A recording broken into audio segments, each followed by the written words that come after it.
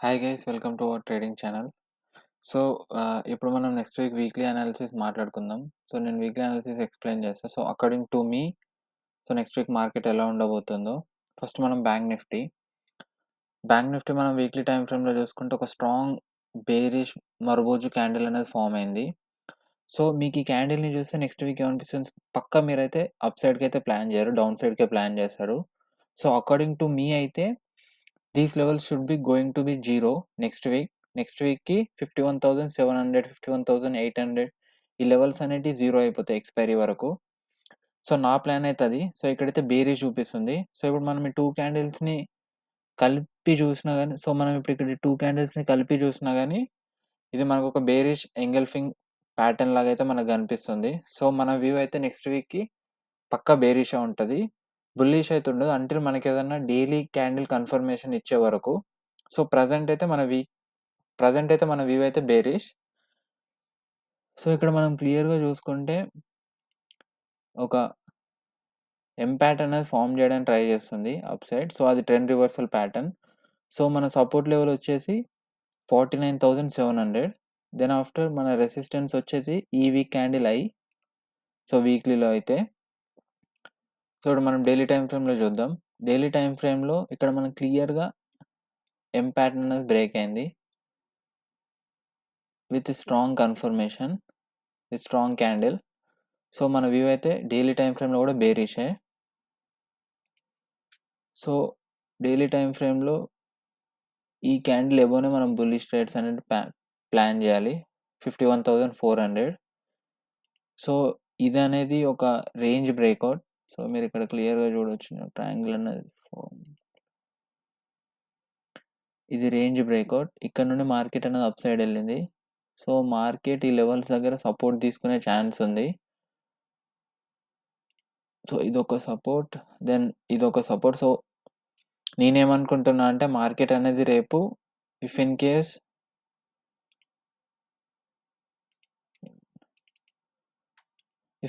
Market అనేది ఫ్లాట్‌గా open అయ్యి ఈ లో అనేది బ్రేక్ అయితే మనం డౌన్ సైడ్ ప్లాన్ చేయొచ్చు. అంటిల్ ఇక్కడికెళ్ళి మళ్ళీ ఇట్లా పైకొచ్చి ఒక హామర్ క్యాండిల్ లాంటిదన్నా ఫార్మ్ చేయొచ్చు.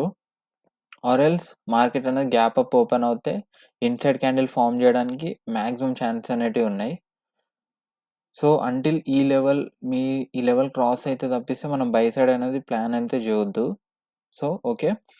సో, నెక్స్ట్ వీక్ నేననుకునేది ఏంటంటే ఫస్ట్ ఒక 2-3 డేస్ ఇట్లా మెల్లగా కిందికొచ్చి దెన్ ఆఫ్టర్ ఇక్కడ ఒక గ్రీన్ క్యాండిల్ అనేది ఫార్మ్ చేసే ఛాన్స్ ఉంది. సో, ఆ నెక్స్ట్ వీక్ ఈ గ్రీన్ క్యాండిల్ ఎబోవ్‌లో ఏదన్నా వన్ డే క్యాండిల్ క్లోజ్ అయితే మనం అప్ సైడ్ ప్లాన్ అనేది చేయొచ్చు. అంటిల్ దెన్ ఈ వీక్ అయితే బేరిష్. సో, ఫస్ట్ ఒక 2 డేస్ కిందకొచ్చి దెన్ పైకొచ్చే ఛాన్స్ అయితే ఉంది. ఈ సపోర్ట్ దగ్గర తీసుకొని. సో, ఇప్పుడు మనం నిఫ్టీ చూద్దాం.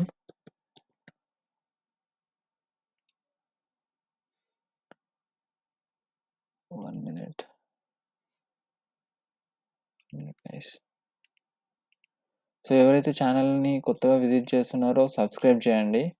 సో, కొంచెం మోటివేషన్‌లా ఉంటది ఇంకా వీడియోస్ చేయడానికి. సో, మనకిక్కడ వీక్లీ టైమ్ ఫ్రేమ్‌లో ఫస్ట్ చూద్దాం. వీక్లీ టైమ్ ఫ్రేమ్‌లో clear bearish engulfing pattern. So, మీ అందరికి బేరిష్ ఎంగల్ఫింగ్ ప్యాటర్న్ అంటే ఏంటో తెలుసు అనుకుంటున్నా. తెలియకపోతే కామెంట్ చేయండి. వీడియో చేస్తా. సో, ఈ ప్యాటర్న్ వచ్చినప్పుడైతే పక్కా లైక్ ఈ క్యాండిల్ హైలో ఉన్న కాల్ ఆప్షన్స్ అన్నీ జీరో అయిపోవాలి.